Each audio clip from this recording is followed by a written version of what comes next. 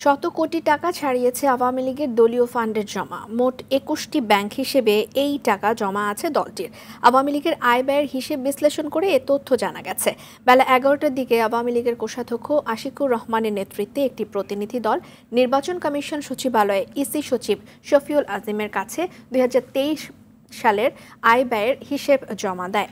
হিসেব বিশ্লেষণ করে দেখা যায় ২০২২ সালের তুলনায় ২৩ সালে আয় এবং ব্যয় দুটোই বেড়েছে আওয়ামী লীগের। বছর শেষে ব্যাংকে জমা ছিল ৯০,৫৫,৩১,০০০ টাকা। বর্তমানে আওয়ামী লীগের দলীয় ফান্ডে জমা ১০০ কোটি টাকা ছাড়িয়েছে বলে জানান আশিকুর রহমান।